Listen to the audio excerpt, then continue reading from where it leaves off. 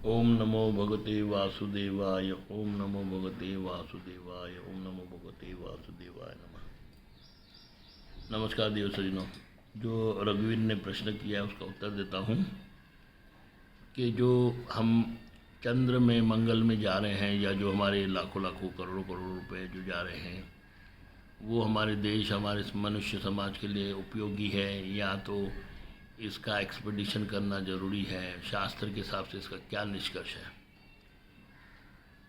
रघुवीर जी, बात ऐसी है कि एक एक हम एक एक समाज में रहते हैं जिसको हम भारत हमारा एक समाज के अंतर्गत रहते हैं जिसको यूनाइटेड नेशन बोला जाता है। वो यूनाइटेड नेशन आपके शास्त्र को मानता नहीं है। यूनाइटेड नेशन एक मानवीय संस्था है जिसमें ह्यूमन राइट वायलेशन या ह्यूमन राइट काउंसिल के अंतर चलता है। तो भारत की जो सबसे बड़ी जो प्रॉब्लम है वो ये है कि भारत आज तक न चीन समान न किसी रशिया समान कंप्लीट शासक हुआ, क्योंकि भारत की जो पहले ये थी सरकारें थी वो सरकारें यूनाइटेड नेशन पर निर्भर थी। व्यापार आदान प्रदान लेना देना, क्योंकि हम गुलाम से सांस ले रहे थे, हमारे पास कुछ नहीं था और हमारी इधर पब्लिक पैसे वाली थी, गवर्नमेंट मतलब भिखारी थी आप बोल सकते हो। जिसमें पाकिस्तान महाभिखारी था, उसने 1 करोड़ महात्मा गांधी ने उनको दिया। तो कहने का अर्थ है कि भाई जब 1 करोड़ से जिसका खाता शुरू हुआ, जरूर हमारे पास 5-10 करोड़ होंगे तो हमने 1 करोड़ दिया। तो ये जो भारत का बंटवारा हुआ जिसमें जो ब्रिटेन था सब लूट के चला गया था, वो खुद उसकी लुटिया डूब गई। सेकेंड वर्ल्ड वॉर में हिटलर ने उनकी चटनी निकाल दी, सही अर्थ में चटनी निकल गई। वो तो 1944-42 में ही छोड़ के जा रहे थे, लेकिन कुछ पॉलिटिकल अपना जो लोगों का जो महत्वाकांक्षा थी उन्होंने उनको स्पॉन्सरशिप किया ताकि अंग्रेज रहे, तो हम अपने स्पॉन्सरशिप में उनको भगाया ऐसा दिखाया, लेकिन ऐसा नहीं था। अंग्रेज़ तो हार चुके थे, जर्मनी ने उनको तोड़ दिया था बुरी तरीके से। 14 साल के बच्चे लोग ब्रिटेन की काफ़ी आर्मी को समाप्त कर लिया था। यहाँ से इंडियन आर्मी भी गई थी वहाँ लड़ने, जिसके लिए ये सुभाष चंद्र बोस ने अपोज किया।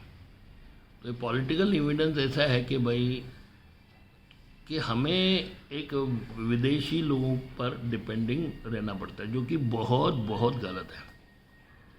किसी भी सरकार भले कोई भी हो, जब तक वो अपना पुरुषार्थ अपने पुरुष तरीके को अपने को विकसित नहीं कर सकता, उनको भी अपने शास्त्रों पर भरोसा नहीं है। जो स्क्रिप्चर है हमारे यजुर्वेद, सामवेद, अथर्ववेद, ऋग्वेद, इन वेदों पर उन्हें भरोसा नहीं है।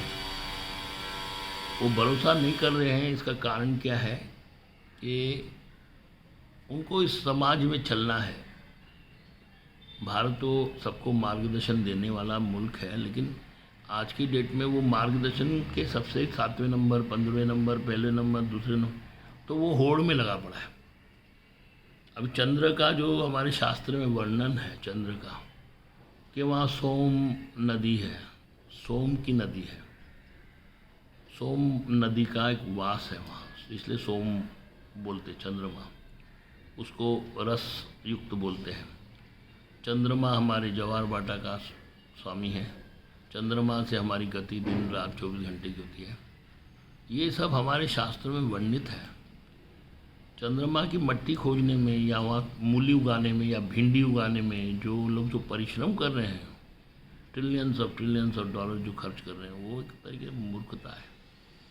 उनको हमारे ग्रंथों में ही पूरे ब्रह्मांड का सच मालूम पड़ जाएगा कि हमारे ब्रह्मांड में ये सब कुछ लिखा हुआ है। एक एक सितारे के बारे में, एक एक नक्षत्र के बारे में, एक एक लोक के बारे में लिखा हुआ है। ब्रह्म संहिता में लिखा हुआ है किधर क्या है, कहाँ रस का समुद्र है, कहाँ दूध का समुद्र है, कहीं दही का समुद्र है, कहीं शराब का समुद्र है। तो ये सब लिखा हुआ है, कहाँ है किधर है वो भी डायरेक्शन भी दिया गया है।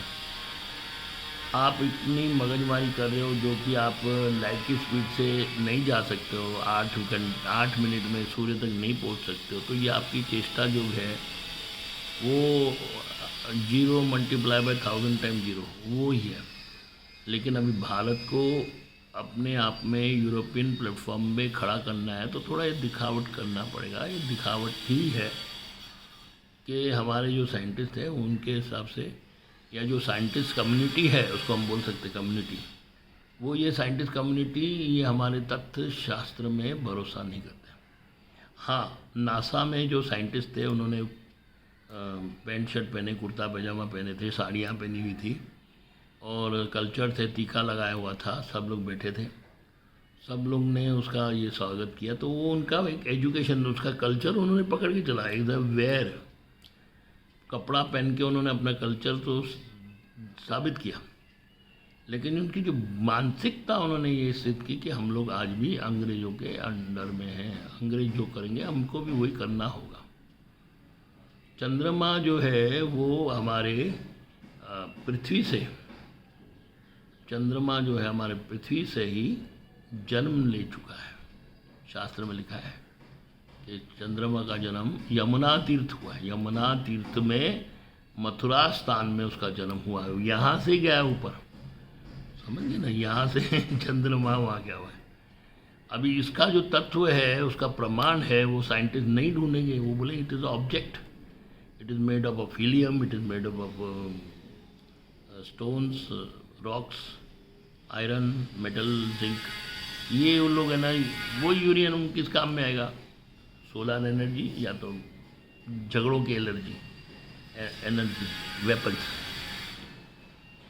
तो ये जो मानव अधिकार के जो बड़े बड़े लोग बैठे हैं एक यूनाइटेड नेशंस में, वो उनको एक तरीके की सत्ता में एक खिलवाड़ करना है। जैसे चेस खुद ही खेलते हो आप, खुद को जिता दे खुद को हारा। ये एक मनुष्य की सभ्यता है, एक मनुष्य, अहंकारी मनुष्य जो भी इस दुनिया में है, जो प्रकृति दे रही है उसको एक्सेप्ट नहीं करना है, प्रकृति में क्या है उसमें जाके हस्तक्षेप करना है। इसलिए रघुवीर जी, ये जो क्षण था भारत एक चंद्रमा पर पहुंचा, ये गौरवशील है एक अंग्रेज़ों के लिए, एक अंग्रेज संप्रदाय के लिए, एक अंग्रेज फॉलोअर्स के लिए, एक एजुकेटेड समाज के लिए।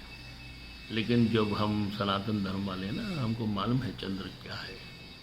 चंद्र की जिस कुंडली में बैठता है वहाँ उसकी राशि होती है, वहाँ उसका मूड होता है, वहाँ उसका जन्म होता है, उसका स्वभाव होता है।